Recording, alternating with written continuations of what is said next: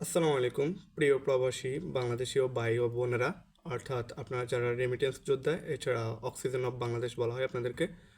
আপনারা জানেন আগামী 12 ফেব্রুয়ারি বাংলাদেশের ত্রয়োদশ জাতীয় সংসদ নির্বাচন হতে যাচ্ছে এখানে। অর্থাৎ এই নির্বাচনটা খুবই গুরুত্বপূর্ণ বাংলাদেশের জন্য। অর্থাৎ এই নির্বাচনে আপনাদের দুইটা ব্যালট পেপার দেওয়া হবে। একটা হলো আপনাদের সংসদ সদস্য প্রার্থী নির্বাচন, আর একটা হলো গণভোটে হ্যাঁ এবং না। এখানে আমি যে বিষয়টা কথা বলতে চাচ্ছি সেটা হলো গণভোট হ্যাঁ এবং না।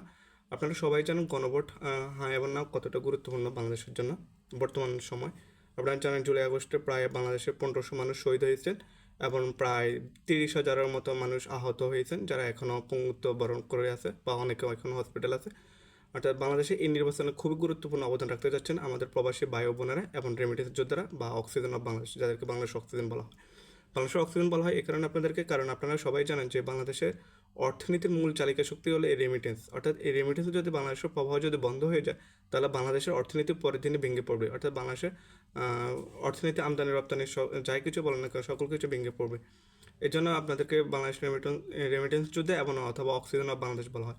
কারণ আসলে আপনাদের যে গণভোটে হাঁ এবং না, অর্থাৎ গণভোটে হাঁ দিলে কী হবে এবং না দিলে কী হবে, এই নির্বাচনে সবচেয়ে বেশি গুরুত্বপূর্ণ রাখতে চাচ্ছেন আপনারা প্রবাসীরা ভাই বোনেরা। কারণ আমরা সকলে জানি যে বাংলাদেশের প্রায় 1 কোটির বেশি মানুষ প্রবাসে বসবাস করতেছে। 1 কোটি, তার মানে 1 কোটি মানুষ প্রবাসে আছে। আর আপনাদের 1 কোটি প্রবাসে থাকা মানে আপনাদের বাংলাদেশেও আপনাদের অনেক আত্মীয় স্বজন মা বাবা রয়েছে। আমি যদি বাংলাদেশে আপনাদের 3জন বা 4জন যদি পরিবার সদস্য করে ধরে, তাহলে আপনাদের প্রায় 4 কোটি মানুষ বা ভোটার রয়েছে। এই 4 কোটি মানুষের বাংলাদেশের আগামী জাতীয় সংসদ নির্বাচন এবং গণভোটে দুইটাতে গুরুত্বপূর্ণ অবদান রাখতে যাচ্ছেন। অর্থাৎ 4 কোটি মানে হলো আপনার 1/3। বাংলাদেশের প্রায় বর্তমানে ভোটার হলো 12 কোটিরও বেশি। তার মানে 4 কোটি, মানে এই 4 কোটি যেদিকে যাবে জয়ের সম্ভাবনা ওই দিকে সবচেয়ে বেশি। অর্থাৎ আপনারা সবচেয়ে গুরুত্বপূর্ণ রোল প্লে করতে যাচ্ছেন। এখানে আসি কেন গণভোটে হ্যাঁ এবং গণভোটে না কোনটা সিলেক্ট করতে যাবেন। আমার দৃষ্টিতে অবশ্যই গণভোটে হ্যাঁ জয়যুক্ত করা উচিত। কারণ গণভোটে হ্যাঁ যদি জয়যুক্ত হয়, তাহলে বাংলাদেশের মানুষও জয় হবে। আর গণভোটে যদি না জয়যুক্ত হয়, তাহলে বাংলাদেশের মানুষ আবারও পরাজিত হবে এবং আবারও পরাধীনতা বরণ করে নেবেন। এখন আসি গণভোটে যদি হ্যাঁ জয়যুক্ত হয়, বাংলাদেশের মানুষ কী পাবে। দুই কক্ষ বিশিষ্ট সংসদ সদস্য বিশিষ্ট, অর্থাৎ বাংলাদেশে এখন আছে এবং এক কক্ষ সংসদ বিশিষ্ট সংসদ, অর্থাৎ উপরে আরও 100 সদস্য বিশিষ্ট একটা উচ্চ কক্ষ হবে। এটা দুইটার সম্মানে তখন সিদ্ধান্ত নেওয়া হবে। অর্থাৎ বাংলাদেশের যে গুরুত্বপূর্ণ পরিবর্তন বা সংশোধন কোনো বিষয়ে তখন অর্থাৎ নিজেরা চাইলে এককভাবে সিদ্ধান্ত নিতে পারবে না। এক্ষেত্রে এটা বাংলাদেশের জন্য খুবই পজিটিভ একটা সেন। এরপর প্রধানমন্ত্রীর মেয়াদ সীমাবদ্ধ। আগে প্রধানমন্ত্রী যে থাকতো সে মানে আনলিমিটেড সময়, তার আমৃত্যু পর্যন্ত সে সংসদ সদস্য থাকতে পারবে। কিন্তু এখন যদি গণভোটে হ্যাঁ জয়যুক্ত হয়, তাহলে অর্থাৎ প্রধানমন্ত্রী 2বারের বেশি থাকতে পারবেন, অর্থাৎ 10 বছরের বেশি থাকতে পারবেন। এটা বাংলাদেশের মানুষের জন্য খুবই খুবই জরুরি। এরপর তত্ত্বাবধায়ক সরকার। আগে আওয়ামী লীগ সরকার যে ছিল, যে তত্ত্বাবধায়ক সরকার বিলোপ করেন, এবং কিন্তু এখন যদি গণভোটে হ্যাঁ হয়, তাহলে তত্ত্বাবধায়ক সরকার আবার ফিরে আসে। তাহলে এক্ষেত্রে আমাদের স্বৈরাচার প্রতিরোধ করা বা স্বৈরাচার যে বিলোপ করার উপায়, তা এটা হ্যাঁ ভোট জয়যুক্ত হলে এটা অবশ্য হবে। এবার বিরোধী দলের ক্ষমতা বৃদ্ধি। অর্থাৎ আগে শুধুমাত্র ক্ষমতাধর দলে মানে তার মন মতো সকল কিছু গড়ে নিত, কিন্তু এখন যদি বিরোধী দলের মতামত নিতে হবে। যদি গণভোট হ্যাঁ জয়যুক্ত হয়, আদারওয়াইজ নাহলে করতে পারবে না। স্বাধীন বিচার বিভাগ থাকবে। আগে বিচার বিভাগ কী ছিল? আগে বিচার বিভাগ যে দল ক্ষমতা থাকবে তার সকল কিছু নিয়ন্ত্রণ থাকবে। বিচার বিভাগ সকল কিছু সে তার নিজের মতন করে নিয়ন্ত্রণ করে। এখন বিচার বিভাগ যদি স্বাধীন হয়, বিচার বিভাগ তার নিজের মতো করে কাজ করতে পারবে, স্বাধীনভাবে কাজ করতে পারবে। এরপর রাষ্ট্রপতির ক্ষমতা হ্রাস।